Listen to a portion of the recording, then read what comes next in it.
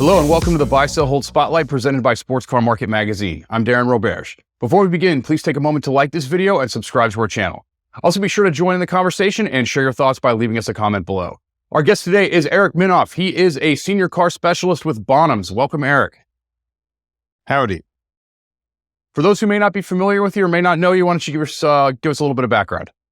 Sure. I work with Bonhams Auctioneers. I've been working for Bonhams since 2007, so I've been there for quite some time. And I'm a senior specialist in the collectors, motor cars, and motorcycles department. So I help folks buy and sell vehicles they don't need. And it's usually pretty good ones at that, for sure. Let's recap some latest news from the world of Bonhams. You guys just wrapped up your Scottsdale sale. I was in the audience, and I got to say that's one of the most energetic, most exciting sales that I've seen from you guys in a long time, and the results definitely spoke to that. You knocked it out of the park with a couple of them. Why don't you start at the top and kind of tell us how that sale went? Sure. We actually had two sales since then. We've had Scottsdale and our Paris auction at Grand Palais, and so those both were very, very good. Scottsdale was a great result. You know, we had some really interesting, unique cars. Obviously, the big headliner, which was the most valuable sale of the week in Scottsdale, was the 1912 Simplex 50 horse, and that was just a spectacular, generational sort of car. It's not something you can get every day. It really only comes up once every 20 some odd years, and it was just a really special machine it ticked all the boxes. It was the most powerful thing you could get, chain drive, original body, great documented history from new, in beautiful condition. And it certainly rung a bell, selling for a world record for a brass car. And it was pretty exciting in the room for the folks who were there, because it bid up to kind of the mid threes, and then just before the hammer dropped, a new bidder came in and brought it to the end gate there. But everything was hot, and I mean, we also sold a Maserati MC12, so a little something different. So there really was something for everyone, whether you wanted to have a 10-liter engine, or we had things with we had a BMW ZR1, so I guess that's a 200 cc engine. It's a great offering, great group of offerings, and again, a ton of energy in that room. And if I'm not mistaken, that was the best result you've had in Scottsdale in 6 years. Yes, yeah, it was a very strong result there, and then we followed it up with another strong result in Paris. So very happy with back-to-back auctions, if you will.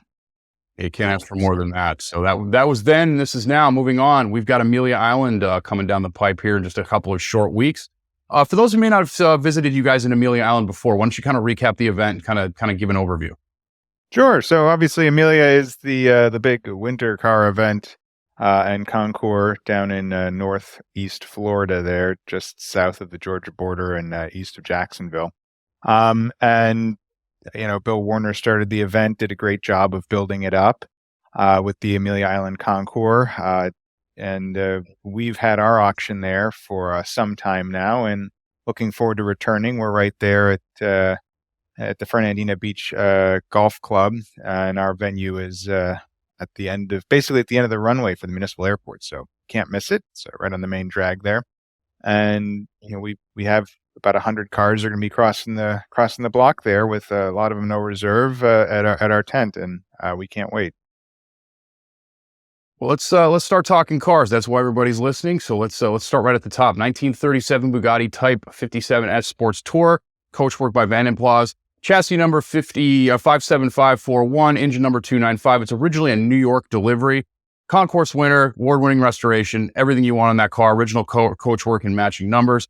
The pre-war market has been a very interesting place for the past, 15 months or so. It seems like it went way up, then it kind of went way down, and then we're in a situation now where it seems like the blue chip, really important types of cars are really still ringing the bell at a significant level, as you guys demonstrated with your Arizona sale. Where do you think that things like this kind of fall into the mix? Obviously, this is a premier type of offering, but what do you think something like this is going to sell for? Where do you think the market takes a vehicle like this moving forward? What are your general thoughts on one of these? Yeah, so I mean, it's interesting when people talk about the pre-war market. Folks tend to fall into two groups. They either are enthusiastic about pre-war cars and love them, or they can't understand why anyone would want to own them. And I liken it to the Simplex we sold. I can't tell you how many people went, "Who's going to buy that old car? Who wants these nowadays?" The answer is not a lot of people, which is fine. There ain't a lot of them to go around. So, if you look at those sorts of cars, the market is not going to be as populous as the market for like a modern supercar, but there's a hell of a lot less of them to go around. So you don't need a lot of people to be playing. In addition to that, the market is incredibly wide. Pre-war cars, that's everything built before 1941, effectively. So, you've got everything from, Model Ts, which aren't worth a lot of money, never have been, to, but a great place to start in the hobby, up to, Bugatti Type 57 SCs and things of that nature, which are multi-million-dollar cars. This car has, we actually sold this to the current owner at Amelia. Many moons ago, prior to his restoration into its current condition. When we sold it, it was sold with a cache of original parts, including the original top heads and things like that, stamp parts and things of that nature. And in the restoration, those pieces were reunited with the car formally, and it was returned to the colors that you see today, and carefully researched by my colleague Evan Ide, the owner. The restoration has has won quite a few things already, as it's been shown. But yeah, it's a very special car with a great long-term history that's well known, and it's made more interesting by the fact it was delivered new to the United States and to New York, raced actively and in ARCA and things like that. So it's a pretty special car, and it should ring a bell. Yeah, it's pretty amazing too. I mean, what an incredible bucket list type of project to embark on with something like that. I'm sure that was quite a build for the current consignor. On the other side of that, the American version, I guess you would say to a certain degree, 1923 Duesenberg Model A Tour, 260 cubic inch single overhead inline 8-cylinder engine, single carb, 3-speed manual transmission, front and rear semi-elliptical leaf spring suspension, 4-wheel hydraulic drum brakes, beautifully restored, matching numbers, example, original coachwork. It's influenced by racing, which just makes this car sort of interesting and unique. And I guess kind of along the lines of what you'd see with the Bugatti. A whopping 88 horsepower, 3,600 RPMs, incredibly fast car for something that big and heavy. Where do you think the divide lies between, say, a pre-war example from Europe versus a pre-war example from America? Obviously, Duesenbergs have shown over the last 15 months that they are incredibly stout vehicles. What are your thoughts here? I mean, pre-war cars, Duesenbergs are among the blue chip pre-war cars. What's interesting about this, it's not a J, it's a Model A. So this is the vision that the Duesenberg brothers, specifically Fred Duesenberg, had in building a car. The J, which is the more famous and the more valuable of the two models, that was the vision that E.L. Cord had in commercializing Duesenberg, because was so often the case, they were brilliant engineers, but they were bad businessmen. And the Duesenberg brothers, Fred and Augie, were brilliant engineers. They made spectacular cars. Their racing efforts were quite successful. They were one of the first Americans to win in major European racing, and with designed. So this is a kind of pure example of what Duesenberg was striving to achieve when they were building cars initially. It's the first production car with hydraulic brakes, which is pretty special, and the survivor levels of Model A's is quite poor. They made 400 plus Model J's, most of which still survive, but there were over 1,000 Model A's made, few of which still survive. So finding one that not only survives with its original numbers, matching bits and everything, but also is a really attractive open car, because a lot of these were, quite frankly, bodied in more conservative manners by companies like Millspawn Irish and things like that. But this is a pretty sporty, racy machine, and you can do a lot with it. And it is, from a driving perspective, one of the things that American cars, not just in the 30s, but kind of onward into the post-war period were known for as being big touring cars and not sort of sporty. This is for its time, very sporty car, and it's going to be very European in its driving experience. Yeah, it's really a fascinating looking car. It very much does look like something that you would see coming out of Europe, maybe Alfa Romeo or something along those lines from a similar time period. Really, really interesting car. What do you kind of think this vehicle is going to sell for? What do we know? What do we think the estimate is on this one? Yeah, so this one is it's a special thing. It's certainly going to sell for a few $100,000. I think I'm just checking the old records here, but it's sort of a 350 to 450 estimate on this, which for a Duesenberg, that's not a lot of money. And for a car you can do so much with, it's a great value. I mean, it's one of the premier cars of the nickel era. Yeah, I agree. It's we talk about experiences a lot on this show, and you're dead on. I mean, you can do a ton of different things with that car, and plus it's incredibly unique and cool. And again, at that price point, good luck finding something that's equally as interesting. Moving forward a little bit here, we've got a 1966 Ferrari 500 Superfast Series 2, coachwork by Pininfarina, chassis number 8817SF, excuse me. Original USH and Eddie delivery, left-hand drive example, formerly of collections of James Lake and John Mozart. Documented 14,269 miles from new, one of only 12 of the more desirable 5-speed Series 2 examples built. This car you guys had on display at the Scottsdale auction, and it is absolutely gorgeous. These Superfast cars are incredibly cool is what they are. I mean, these were cars that were built for royalty, essentially, and they do everything. They're big, they're fast, they're comfortable, they're, exciting vehicles to drive. I mean, essentially, it's a race car that is luxurious, which, was kind of out of the realm of what Ferrari did at the time. We've seen quite a few of these come to market recently. Number one, why do you think that is? And number two, is the market ready to accept kind of the number that have been out there on the streets at this point? This is obviously an incredibly nice car that somebody's going to be thrilled to have, but kind of where do you see Superfast going? Due to the amount that are on the market right now, are we going to see them disappear for many years here? I mean, what do you kind of see over the next, say, 2 years for a 500 Superfast? I mean, this is a true Tifosi's purchase. It's not something that some guy is going to just come off the street having never bought a car before and go, you know what, I kind of want one of these.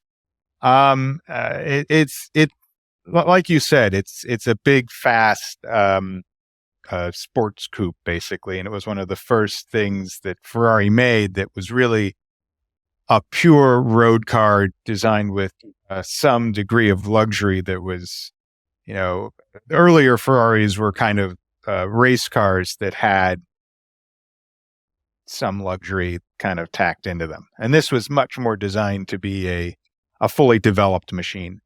And it did sell to some, famous and royal people, or examples of them did. This one was delivered new to the United States, which is pretty special out to the East Coast. And it lived the earlier part of its life here up until about 2000, which is when actually Brooks sold it in Monaco.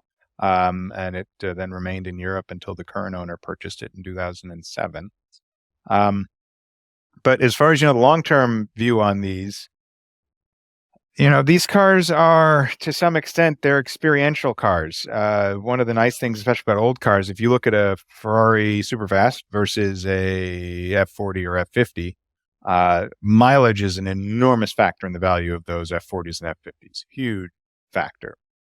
So how much are you willing to lose in value by driving it, a few thousand miles? For a car like this Superfast, it does not matter how many miles are on it. The value is not based on the mileage. So it's really something that you consider, what can you do with it? And you can go on any number of tours in it. And it's almost cheating to go on a tour with it because it's just such a fast, such a comfortable, such a fantastic machine that, you'll be arriving to your destination both early and refreshed relative to some of your compadres who are going to be driving maybe a little more difficult cars that will no doubt be a lot of fun, but they're going to be fighting them a little bit more. Yeah, no doubt. I mean, if you really think about it, we go back to this analogy a lot on this show. I mean, A6 freeway, 2 o'clock in the morning between Geneva and Paris, 100 miles an hour, the V12 singing all around you, a beautiful girl asleep in the passenger seat, a little bit of cold air coming in through the window. I mean, that's what the 500 Superfast is for, is just incredible things like that. And certainly, again, there's been a few on the market lately. There was not very many of these built. They're probably not going to be on the market for anytime soon again.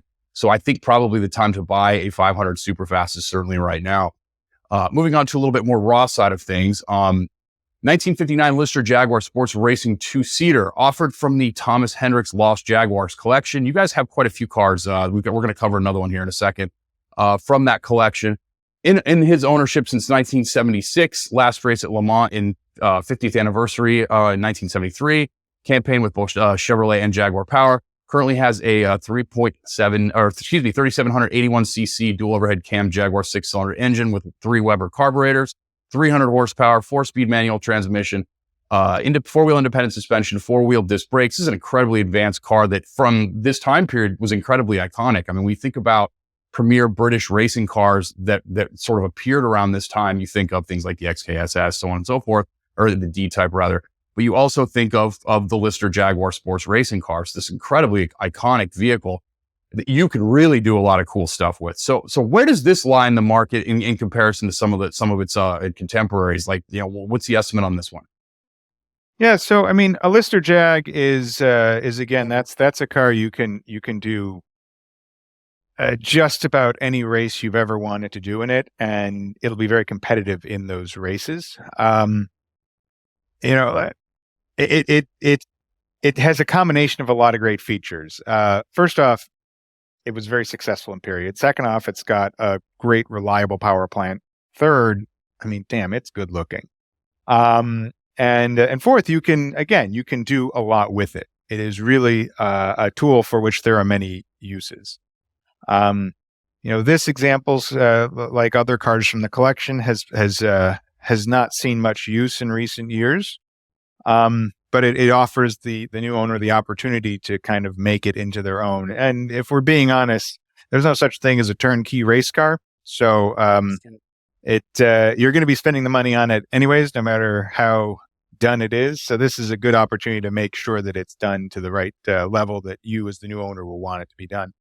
At $600,000-$800,000, if you think about the things that it competes against and the events you can do with it, it's phenomenal value. I mean, there's not a lot out there that's going to look as good and be as competitive with such history as this. And to some extent, you're kind of getting a discount because it's a Lister Jag and not a Jag. Yeah, no, then that certainly makes sense. But I mean, wow, what a sexy car. Unbelievable. And for me, when you're around like road cars, they're road cars. But when you're around race cars, they're almost like people. It's like the soul and the spirit that comes off of being around a car like this is in my opinion, intoxicating. It's something that's totally different and totally unique. And this car is going to have incredible stories to tell when you're standing next to it or driving it, at Monterey or wherever you choose to go. Another really interesting vehicle from this collection, again, checks a lot of similar boxes. 1951 Jaguar XK120 LT3 works lightweight sports racer. Again, from the Lost Jaguars collection, one of 3 lightweight works cars, 120s built for the potential use at Le Mans. It was purchased new by Charles Hornberg, and it was campaigned by him in the United States, raced by a bunch of major names, including Phil Hill. 3,442cc dual overhead cam inline 6-cylinder engine with twin SU carbs, 180 horsepower on this one, believed, and it's got a 4-speed manual transmission. Again, independent rear suspension. It's got 4-wheel hydraulic drum brakes, present ownership since 1974. Long-term ownership, how important is that on things like competition cars? I mean, it's meaningful no matter what the car is. The more you can't have something, the more it becomes something you want to have.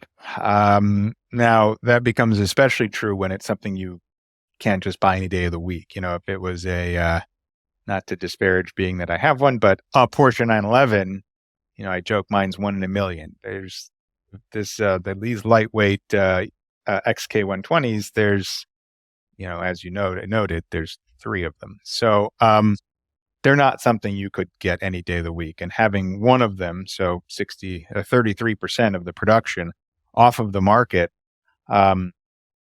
since so that would have that's nearly 50 years now. That's a pretty special thing. And the car has great history. There's phenomenal photos of it racing in period that are the things of the romance of the era.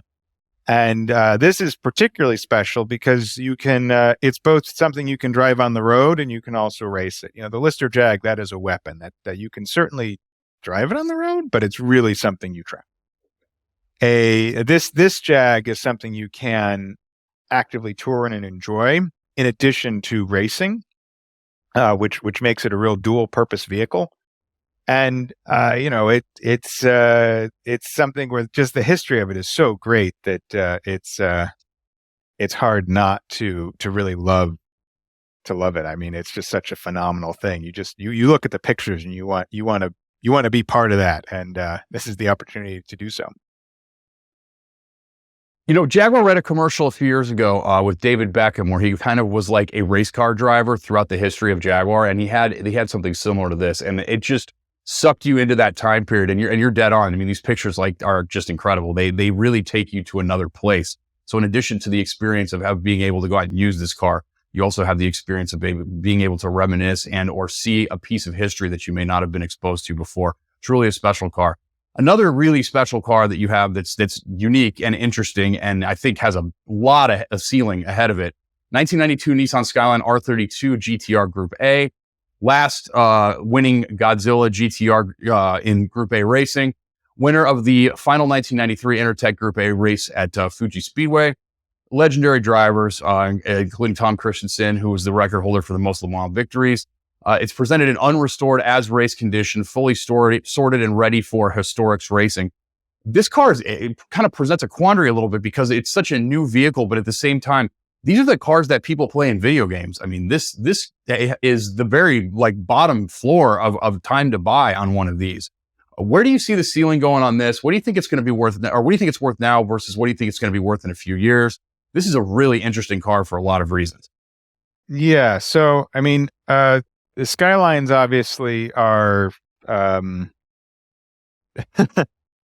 they're cars that they've come up with this generation, present company included, who, when they were younger were driving them on in Gran Turismo.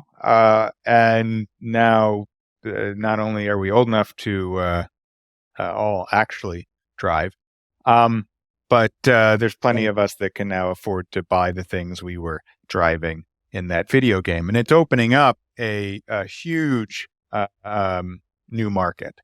And I think, quite frankly, Gran Turismo is definitely one of the biggest drivers of the future of the market.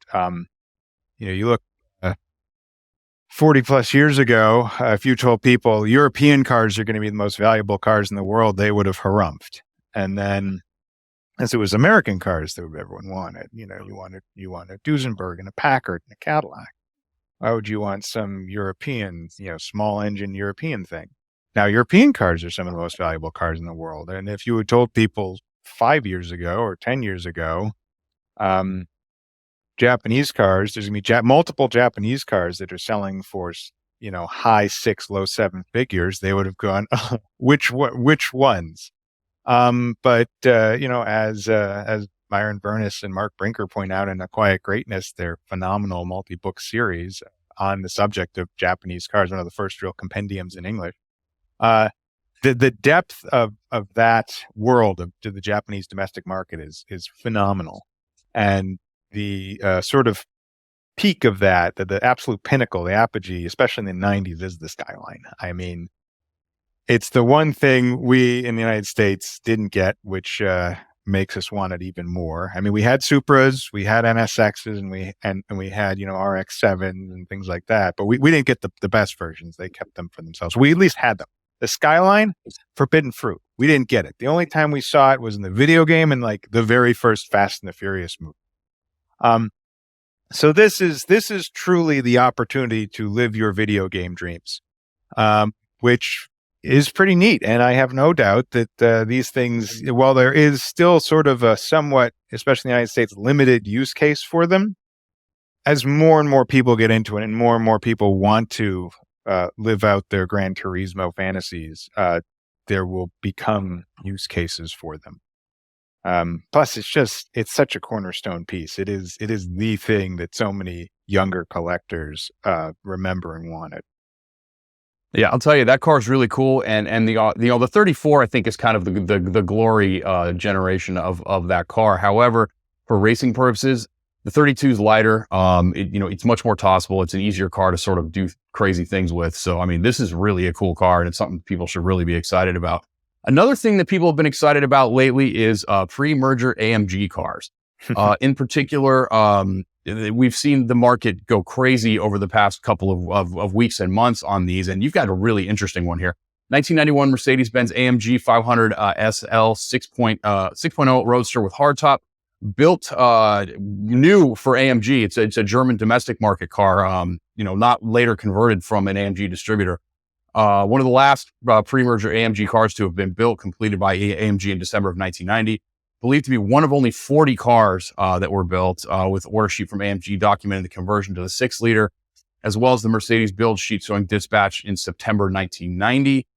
Really cool color combination, with thousands of dollars spent over the last couple of years in restoration and maintenance on this vehicle. The AMG cars have arrived. There's no ifs, ands, or buts about that. It seems like it's more been the 560 SCCs and that sort of general platform that they work from there. But the SLs are the timeless cars from Mercedes. So where do you see this car crossing the block at? What kind of estimate do you guys have here, and what do you think the future holds for an AMG SL like this? Sure. So, we've seen a lot of R107s that have sold, that have been, AMG massaged and things like that. We haven't seen as many R129s, which is what this is. So it's a special thing. It's a rare opportunity. They really didn't exist here in the United States very much. Most of these AMG conversions were done for the Japanese market. And then also for Europe, mainland Europe. They're neat because you can call it sort of a hipster obsession with being obsessed with music no one listens to, but AMG pre-merger, that's the thing only the nerds knew about. I mean, nowadays there's AMG packages on every single model, let alone an AMG version. I mean, it's almost been diluted out to the point where AMG has possibly less meaning than it used to. But AMG in this instance, this is you had to know what you were ordering. It's like ordering paint to sample on a Porsche in the 70s or 80s. The salesman didn't tell you about it. You had to tell him about it.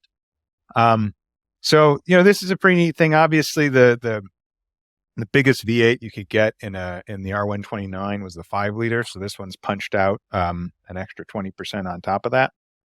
So a lot of power, and being a pre-merger AMG, and even the very slightly post-merger ones like the early E55s and stuff, they were still pretty subtle. They hadn't reached the kind of needing to show that it was an AMG. This was the kind of thing where, again, only the nerds, who I like to think are my fellow true car enthusiasts, and probably the folks listening to this podcast. And I do use nerd as in a very complimentary way. They're the ones who would see this and go, "Oh my gosh, that's very cool." Whereas most people wouldn't give it much of more than a passing glance, because they would just think it was a regular SL Mercedes with like wheels and some other gewgaws on it. They didn't realize what was under the hood. So it's a pretty powerful, pretty fast thing, and it really typifies kind of that sporty 1990s era tuning that a lot of younger folks who are now older folks and can afford these cars want. Value-wise, it's a very fairly priced thing. I mean, it's like $130,000 to $160,000. There's not a lot of other things you can get at that value range from that era that you're not going to see every day of the week. Yeah, it's really a phenomenal value for something like that, especially what we've kind of seen some of the other things with similar, performance, similar motors, some things of that nature across the block for lately. And again, I mean, it's versatile. You get a convertible out of it too. So really, really a cool car indeed. Another really interesting car from Deutschland is a 1990 BMW E30 M3 Sport Evo. This is number 90 produced. These are, in a lot of respects, the top of the hill on the E30s. And the E30s are another car that have tremendous respect and desire from certain groups of people. I mean, for example, the people that work for me that are below a certain age, this is the car that they dream about. This is the car that is on the backgrounds of their phones and their computers. This is the dream car for a lot of people. In comparison, do you think the value is there to purchase one of these versus a standard E30 M3? What makes the Sport Evo more special, I guess, for the novices that may not know? Yeah. So with modern cars, the biggest, I don't want to call it problem, but the biggest factor we face relative to older collector cars is large production numbers. Even when you're looking at a car that was made in, quote, limited numbers, like let's take a Ferrari Enzo, you still have about 400 of them. That's a lot. 400 is a big number, So the E30 M3, they limited production to the number they sold. So there's plenty of them out there. If you've been following this long enough, I remember reading, I think it was in Car and Driver, they had 15 cars for under $15,000, and this was like in 2000. And there was cars on that list like a Subaru SVX and also an E30 M3, because you could have gotten a decent driver quality example for under 15 grand. Now you could get a decent driver quality example that's been submerged in a lake for a few months for under 15 grand. But, they've become much more dear. So as something becomes more valuable, folks start looking for reasons and factors that will make specific examples more valuable than other examples. So if you're just looking at E30 M3s, the obvious things are going to be mileage, color, condition. All right, fine. But you're still dealing with a large number of M3s. But then you can look at the special versions of them. And the Evo, which, Evo is, they obviously didn't sell in the United States. We never got the good stuff. It was, lighter, faster. It was truly the $6 million man. You know what I mean? It was smarter, quicker, faster. The whole bit. It did all that, and obviously it wasn't quieter. But we don't buy these things to have quiet. It spent most of its life in Switzerland, meticulously cared for, as the Swiss are wont to do. And it's a very rare machine. So it's one of not many one can get. And value wise, it's not anymore. It's not much more expensive than a lot of other things out there. And again, you're getting something that very few people have. And to get something from that era that very few people have at any price point, let alone for a few $100,000, that's very uncommon. Yeah, and that vehicle is going to go up for sure. Sticking with that era and moving back over here, 1990 Chevrolet Corvette ZR1 Coupe, 350 motor, 32 valve aluminum V8, two-port fuel injection, 375 horsepower, 5,800 RPM, 6-speed manual transmission, 4-wheel independent suspension, 4-wheel disc brakes. This is a very low mileage car, as we've kind of seen quite a few of these be. We're looking at just over 4,600 miles on this one. Basically a time capsule, red over red. One of the colors you definitely want in the Corvette, offered with the manuals, original, books, all that good stuff, clean Carfax, etc. For me, the ZR1 is an interesting car because it offers a lot, but for some reason, they just kind of haven't really taken off. And in my opinion, the 1990 is the best model of this car because you still get the kind of older, cool, exterior appearance of the C4 Corvette, but you get obviously all the goodies, the 6-speed, you don't have to deal with the horrible Doug Nash transmission, et cetera, et cetera. And you get the square taillights on that old body, which I think is really, really kind of a cool thing. But the question remains on these cars. Obviously, a lot of them were bought and then put away in the wrapper. People assumed collectability initially on these things, and they acted on that. I think that's hurt the market a little bit. Obviously, the interiors are a bit challenging on these sometimes too. But again, these are fun driving cars that are fast and were historically important. If you look at what else was going on in the 1990s, back to the thing you were talking about with car magazines, these things were the darlings. They were on the covers beating the world essentially, but they've not really kept up value-wise in other places. I mean, on one hand, it's a good thing because you can get in for cheap, but on the other side, what do you do with them moving forward? Do you just start driving them? What's the approach on these essentially? And where do you think the ZR1 is going to continue to sort of fit into the hierarchy moving forward? Yeah. So, I mean, you kind of hit the nail on the head. It is a fabulous car. And if you look at period writings about it, it was in comparison tests with Porsche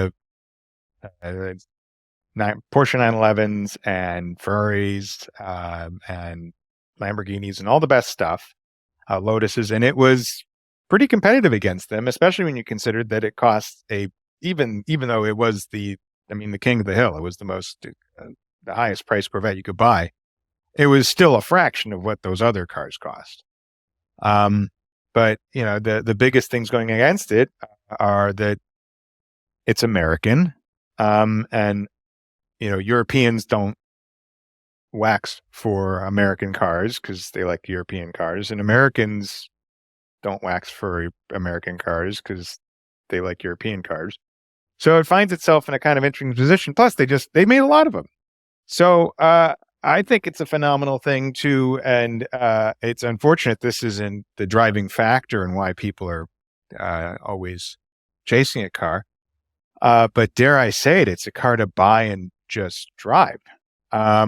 So yeah, I mean, they provide an incredible experience. They are actually quite technically impressive, which is not a common feature one finds in Corvettes, as far as new tech.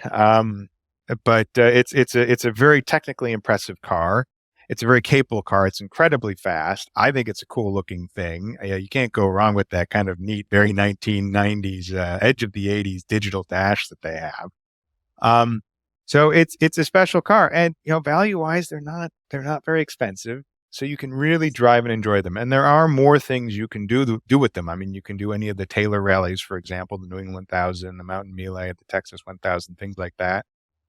Or you can just drive it and enjoy it and not really worry about it. They're not going to cost you a fortune to maintain. I mean, again, it's American. It's one of the benefits of having something like this. The Corvette and I guess the NSX, where the two cars were, one of the issues with them is if you owned one, first off, you were taking it to the dealer, to have it serviced, which meant you were surrounded by a bunch of folks who had, Integras and Cavaliers. And second off, when you got your repair bill, it wasn't that expensive. It's not like getting a repair bill for your Ferrari. So, and when it was repaired, it was fixed. So, they kind of just, they're almost Porsche-like in the fact they're just going to do whatever you ask them to do without complaining about it or really giving you any grief. They're just going to do it. And, for the money, there's not a lot of other things you can get. They're going to provide you as much fun. Yeah, I mean, we see these things sell for, sub $50,000 all the time. And you're absolutely right. I mean, there's nothing out there that is more entertaining and interesting than a ZR1 in that price point, at least nothing I can think of.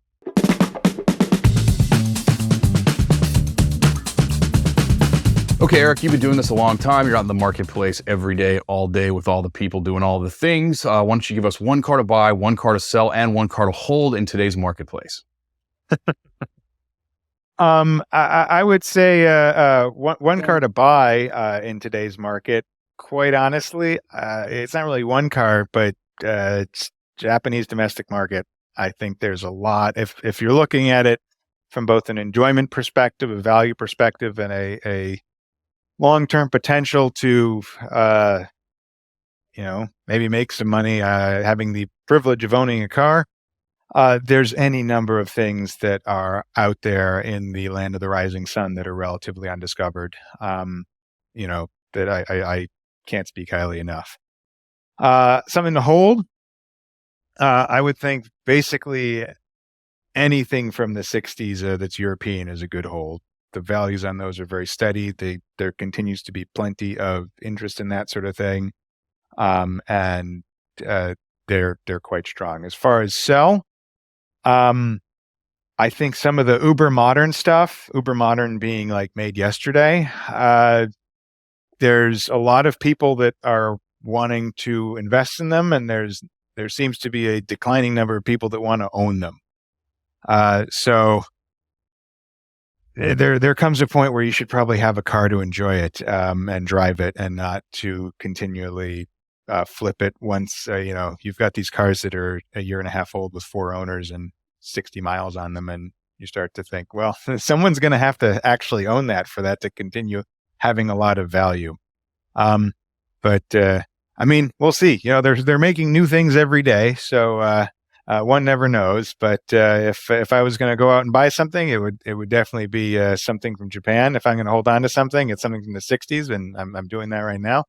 And if I was going to sell something, if I've got something born yesterday that I'm thinking is going to go up in value, I would probably sell it and move on to the next thing. Yeah, couldn't agree more across the board. Any final thoughts? We'll see you in Amelia, March 2nd. And where can people go to learn more? Sure. It's you go to our website, www.bonhams.com/motoring. That's our full list of auctions. Of course, we're also on Instagram at Bonhams Motoring. And you can find us wherever fine cars are sold. Indeed. And you should definitely go look up Eric on Instagram too, on his personal page. If you enjoy quality car content and good humor, he's an absolute must follow for sure. I would like to thank Eric Minhoff for joining us today. To learn more about anything that we discussed here, be sure to pick up the latest issue of Sports Car Market magazine by visiting the link in the video description down below. As a reminder, if you enjoyed this content, please take a moment to like and share this video, and don't forget to subscribe and hit the bell icon to stay on top of future episodes. I'm Darin Roberge, and thank you for joining us on the Buy, Sell, Hold Spotlight.